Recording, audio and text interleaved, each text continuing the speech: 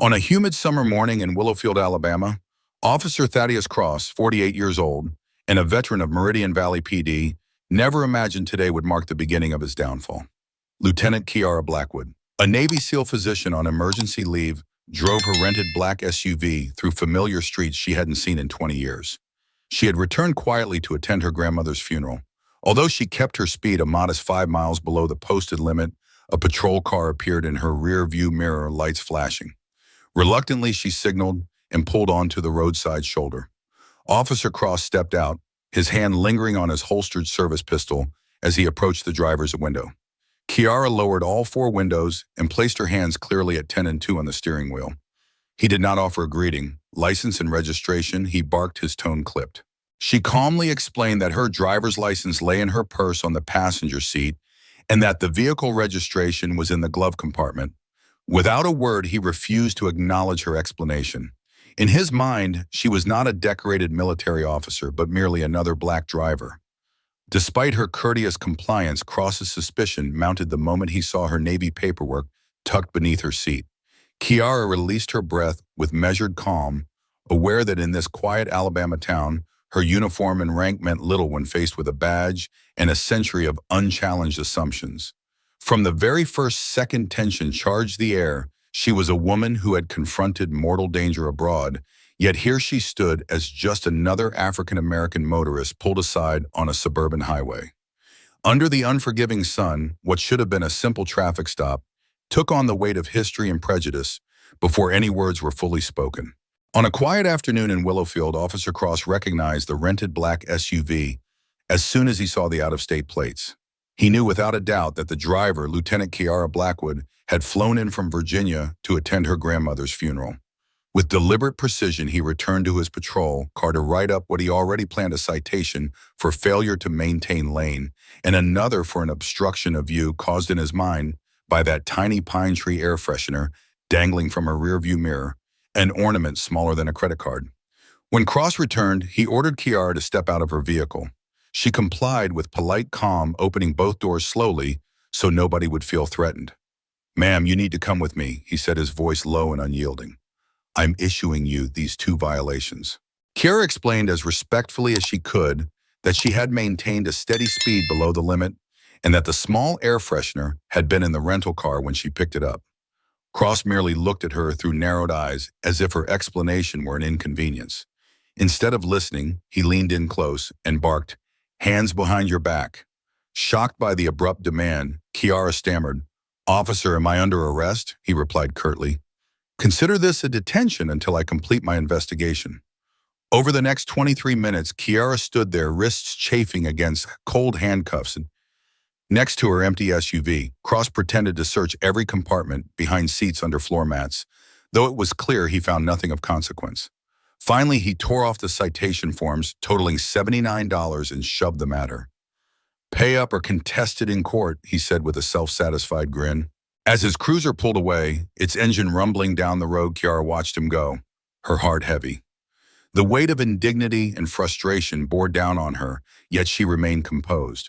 She knew even as she peeled the cuffs from her wrists that her phone stashed in her purse was about to spring to life with calls she couldn't ignore. Officer Cross cruised back to the Willowfield station with a self-satisfied grin, convinced he had taught a lesson to another out-of-towner, this one a black woman with military bearing. For 20 years he had learned from his father, Chief Frank Cross, now retired, that upholding order often meant pushing non-white drivers out of Meridian Valley's turf. Rumor had it Chief Cross's comfortable lakeside retirement was funded by more than just his public paycheck. Brendan inherited that unspoken privilege, the authority to make minority motorists feel unwelcome and powerless. On paper, his record looked spotless. No formal reprimands for misconduct, but in reality, Brendan had 17 civilian complaints lodged against him by people of color, all quietly buried in the department's files. He viewed ticketing and detaining drivers as a reliable side income for both department coffers and his own sense of supremacy. That afternoon's encounter with Lieutenant Kiara Blackwood was just another notch in his belt. Accountability was for everyone but him. When Captain Marin Sinclair, recently appointed at age 38, questioned his stop, he shrugged it off as routine procedure. Willowfield as residents knew Sinclair had been brought in to modernize the force, emphasize transparency, and rebuild community trust. To Brendan, her presence was an existential threat. She dared to challenge the unspoken rules he'd relied on for years. Late that evening, under the flickering fluorescent lights of the precinct's computer lab, Brendan sat alone at a terminal. He typed in Kiara Blackwood's name and watched the screen populate with her record-decorated Navy SEAL multiple combat deployments, Purple Heart recipient. With each line, he read anger coiled inside him, a fury he could barely contain. How dare this outsider mistake Willowfield for a safe space? He closed his laptop with a decisive snap. In that moment, a sinister plan crystallized in his mind, revenge not as a mere threat, but as a promise. Kiara's military background gave her training and discipline he could not match, yet he vowed to use every resource at his disposal to discredit and intimidate her. The seeds of a relentless vendetta were sown under Willowfield's low hum of crickets and streetlights, retribution that would be anything but fair. Willowfield County Courthouse stood like a weathered sentinel in the late morning light, its limestone facade streaked with age and history. Built in 1953, its broad steps led to a pair of heavy wooden doors that creaked when open, revealing a dimly lit interior adorned with faded banners of past judicial achievements. Lieutenant Kiara Blackwood arrived 20 minutes early, her Navy uniform immaculate and unadorned save for a neatly arranged row of ribbons and a single bronze star, a stark contrast to the courthouse's muted tones. At her side, Althea Fontaine, now a 40-year-old civil rights attorney, radiated quiet confidence, her tailored suit and gentle smile reminiscent of the childhood friend who once ran alongside her on the dusty streets of Willowfield. Across the aisle, Officer Thaddeus Cross sat rigidly behind a polished desk, his newly pressed police uniform as stark as his disdainful glare. His posture proclaimed authority, yet his eyes betrayed the unspoken impatience of a man unused to being questioned. When the doors finally swung closed, Judge Philippa Grayson emerged with measured steps and a steely gaze. Her silver hair, pulled into a tight bun, seemed to frame the perpetual frown etched on her face. The moment she settled into her bench, she tapped the gavel twice and announced, "Court is now in session, Willowfield Police Department versus Kiara Blackwood." The city attorney rose first, voice firm, as he described how Lieutenant Blackwood's rented SUV had swerved out of its lane and displayed an obstruction of view caused by a mere pine tree air freshener. He insisted these violations justified both the citation and her subsequent detention. Althea stood next, seniority and compassion evident in her measured tone. She submitted satellite tracking data proving Kiara's speed had held steady at 50 miles per hour in a 55 zone with no evidence of erratic driving. She held up a small laminated image of the air freshener, smaller than a credit card, she reminded the court. Yet the premise is that it somehow blocked her entire windshield. Judge Grayson waved the evidence aside briskly. This court is not concerned with military-grade gadgets. She snapped, her voice cutting through the hushed murmurs. When Kiara rose to speak for herself, she recounted service abroad, the oath to uphold justice, and her belief that equality under the law was more than a phrase, it was a promise. "Justice, equality, and accountability are not mere words to me," she declared, eyes steady on the judge. "They are principles worth defending, even here in Willowfield." But Judge Grayson's expression remained unmoved. In a tone both dismissive and condescending, she leaned forward and pronounced, "Lieutenant Blackwood, your military uniform may command respect on foreign soil, but it affords you no special privilege here. This court finds you guilty on both counts and orders a fine of $475 plus court costs." As her gavel fell, a hush of disbelief rippled through the gallery. Kiara lowered her head, her heart heavy yet unbroken, while Althea's jaw clenched at the clear injustice born of deep-seated bias. Officer Cross leaned in close, his voice low but venomous. "Don't rely on those medals, Lieutenant. In Willowfield, I'm the one who decides." The courtroom stilled as Judge Grayson's gavel pounded. "Be seated." Instead of obeying, Cross shifted his weight deliberately and struck Kiara's injured knee, an injury she'd sustained in Afghanistan when an IED exploded, now held together by metal plates. The moment his boot connected, a flash of white-hot pain shot through her leg, but Kiara refused to give him that satisfaction. She allowed her body to fold forward as if overcome, then sprang into action with precision only years of SEAL training could produce. Her right hand shot out, gripping Cross's wrist at the exact nerve cluster that would lock his muscles without inflicting permanent harm. Simultaneously, her left leg performed a swift sweep that sent him crashing onto the courtroom floor where his limbs lay momentarily paralyzed. The entire courtroom gasped, some witnesses too stunned to speak. Others instinctively raised their phones to capture the astonishing scene. The officer turned victim, unable to move. Kiara remained standing. Her uniform unruffled, her gaze icy as she looked down at Cross. "Officer Cross," she said in a measured, unwavering tone, "I respectfully suggest you reconsider your approach to conflict resolution." At that instant, security personnel rushed forward to separate them. Cross struggled to rise, eyes wide with disbelief, as his colleagues scrambled to help him.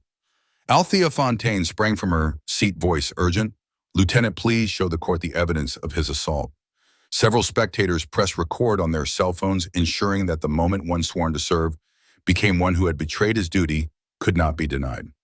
In that charged silence, Kiara's controlled response transformed the courtroom into a place where authority was no longer measured by rank or uniform, but by respect for justice itself. The courtroom erupted into chaos as security officers moved to separate them. Lieutenant Blackwood stood impassively, her uniform unwrinkled, and her gaze focused even as Officer Cross wrestled to his feet, face contorted in fury. Judge Grayson pounded the gavel, trying to restore order.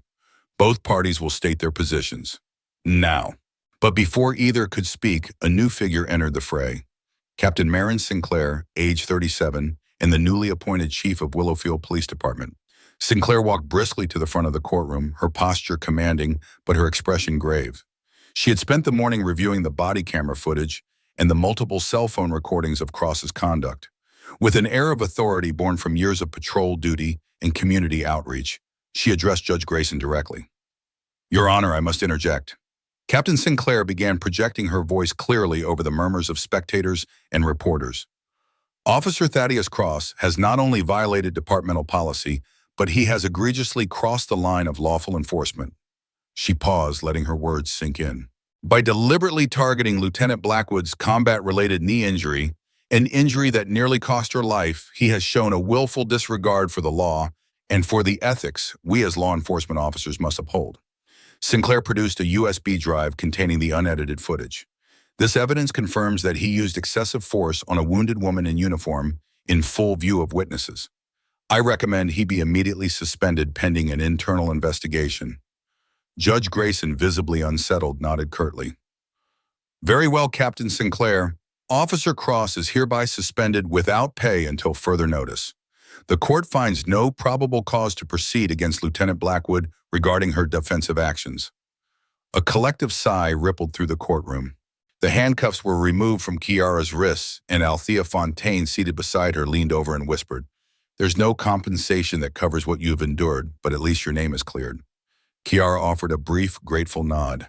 As they exited the courthouse, a swarm of reporters surrounded them. "Lieutenant Blackwood," one journalist shouted, "did you deploy military combat techniques against Officer Cross?" Althea held up her hand in a polite but firm gesture. "She is not making any statements at this time," Althea replied on Kiara's behalf, shielding her client from intrusive questions. That evening, as the late summer sun dipped below the rooftops of Willowfield, a silver sedan careened into the gate of the modest hotel where Kiara had been staying. The impact rattled windows and sent guests scrambling indoors. It was a stark reminder that Cross and his allies still brooded outside the courthouse walls, determined to lash out and exact vengeance. As Kiara watched from her second-floor window, her grandmother's locket in her palm, she realized the legal victory would be only the first step in a long journey toward true justice and lasting reform. News of Lieutenant Blackwood's courtroom victory spread like wildfire across social media, and news crews descended on Willowfield from every direction. By sunrise, reporters and camera vans filled the streets, setting up outside the courthouse and the police station. The town quickly split into two camps, those cheering the SEAL, who took down the cop, and those rallying behind poor Officer Cross. The once quiet sidewalks now buzzed with heated debates as neighbors and strangers alike weighed in on the unfolding drama. The next morning, District Attorney Lowell Kensington, 50 years old, wearing a tailored suit and a somber expression, held a press conference in front of the courthouse steps. He announced that he would pursue charges against Lieutenant Blackwood for assaulting a law enforcement officer with special circumstances, insisting that her defensive move had nearly killed Officer Cross. Althea Fontaine and Captain Marin Sinclair listened in stunned silence as Kensington spoke. "He doesn't aim to win a conviction," Althea whispered afterward. "He just wants to drag her name through the mud." Within an hour, 5 of Lieutenant Blackwood's former SEAL teammates arrived in Willowfield to show their support. Dr. Sterling Beckett, 78 years old and a retired Navy SEAL commander, led the group. Alongside him were 4 other decorated veterans who had served with Kiara in classified missions overseas. They vowed to testify in her defense, explaining calmly that the maneuver she used was a standard non-lethal technique taught to protect oneself without causing lasting harm. Their presence on the courthouse lawn changed the narrative for many watching from home. This was no longer simply a dispute over a traffic stop, but a courageous stand against a system that had for too long denied equal justice under the law in Willowfield. The headlines shifted overnight when Captain Marin Sinclair received an anonymous email containing over 15 years' worth of sealed civilian complaints against Officer Thaddeus Cross. Most of these reports, filed by minority community members, had mysteriously vanished from official records. As Sinclair scrolled through the documents in her quiet office, the full weight of Cross's misconduct became clear. Traffic stops, unwarranted searches, and intimidation tactics, all repeatedly justified by labeling innocent drivers as potential dangers. She realized this was the smoking gun that could finally hold him accountable. At nearly the same moment, Officer Jacob Sullivan, 31 years old, and Cross's current partner, walked into District Attorney Lowell Kensington's office clutching a thick folder. He documented 57 instances where Cross targeted minority drivers with minor or non-existent infractions and then filed police reports claiming suspicious behavior. Sullivan's voice trembled as he admitted that previous attempts to report these abuses had been buried by the department. Kensington stared at the evidence, momentarily speechless, recognizing that Sullivan's testimony could change everything.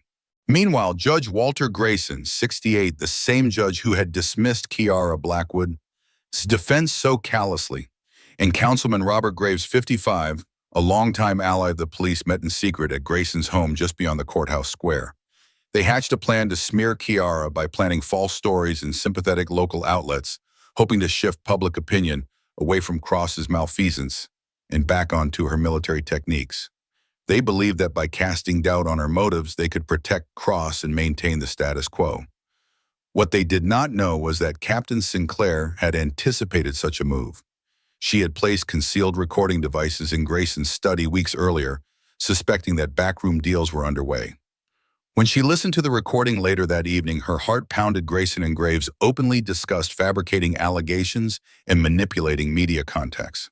This clandestine tape provided the first concrete proof of a conspiracy to cover up official corruption and would soon become the cornerstone of a federal investigation into Willowfield's entire judicial and law enforcement system.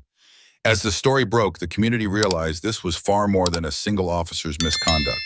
It was a deep-rooted cover-up involving judges, council members, and police, all conspiring to protect one another. With these revelations, the momentum for accountability grew unstoppable, and the long-overdue federal inquiry into Willowfield's justice system had finally begun. At exactly 4:37 a.m., a soft click at the hotel room door startled Lieutenant Kiara Blackwood awake. The faint scent of smoke drifted under the doorframe, and before she could fully register the danger, a shadowy figure lunged inside. It was Officer Daniels, 28 years old, and once a trusted ally of Cross, brandishing a syringe filled with an unknown substance. He announced in a low voice that he had been instructed to intimidate her into missing her court hearing. Years of SEAL training kicked in like a reflex. Kiara's hand dove beneath the nearby nightstand, grabbing a compact first aid kit, while her other hand swept the small table for her satellite phone. She moved with the calm precision of someone accustomed to life-or-death encounters. As Daniels advanced needle-poised, she sidestepped, swept his legs in a low, non-lethal takedown, and pinned his wrist behind his back with a controlled hold. The entire maneuver unfolded in less than 2 seconds. Her left arm clamped around his elbow, her right hand locked around the syringe-bearing wrist, and her legs securing his lower body to the floor. Daniel struggled for a moment before Kiara applied gentle but firm pressure, preventing any further resistance. She leaned close, voice cool and steady. "Who sent you?" The young officer's bravado melted away as he realized he was caught. He spat out Cross's name and confessed that his orders were to ensure she did not appear at her pretrial hearing. By dawn, the security footage and eyewitness accounts of the incident were distilled into headlines: "A lieutenant fights off late-night assassin." The story spread rapidly, forcing Willowfield PD into yet another crisis. The attempted assault, labeled resisting an officer in the line of his criminal conspiracy, only confirmed for residents and the wider public that the department teetered on the brink of collapse. The very system meant to protect citizens had become a hive of lawlessness, with high-ranking officers orchestrating violence behind the scenes. As cameras flashed and microphones crowded, Kiara's calm resolve underscored one undeniable truth in Willowfield. The fight for justice had turned deadly, but she would not be silenced. Just before noon, the long-awaited pretrial hearing convened under the austere gaze of Judge Kimberly Chen, 42, renowned for her no-nonsense demeanor. After reviewing the mountain of evidence, she delivered her ruling with quiet authority. "All charges against Lieutenant Kiara Blackwood are hereby dismissed for lack of probable cause. Additionally, I am referring the matter of Officer Thaddeus Cross to the District Attorney's Office for perjury and witness intimidation." In that moment, a wave of relief swept through the crowded courtroom. As Kiara stepped onto the courthouse steps, she was met by Verena Sinclair, 78, her grandmother's lifelong friend, and a group of elderly East Side residents who had suffered in silence for decades. Tears glistened on more than a few faces as they embraced her, finally hearing a Black woman's voice ring out and be heard in Willowfield. For them, Kiara's vindication felt like a collective triumph, as though their own suppressed stories had at last been validated. 6 months later, the Willowfield County Courthouse itself had been transformed. New wheelchair ramps led to the front entrance. The walls now proudly displayed copies of the Bill of Rights and the 14th Amendment, and American and Alabama state flags fluttered alongside a prominently hung Declaration of Human Rights. What had once been a symbol of exclusion now reaffirmed equal justice under law. In Courtroom 1, the same chamber where Cross's unfair trial had unfolded, Judge Chen took her seat for sentencing. Today she began "We turn a new page for Willowfield." Cross, convicted on federal counts including civil rights violations, attempted murder, witness intimidation, and evidence tampering, received a 15-year sentence with parole eligibility after 10 years.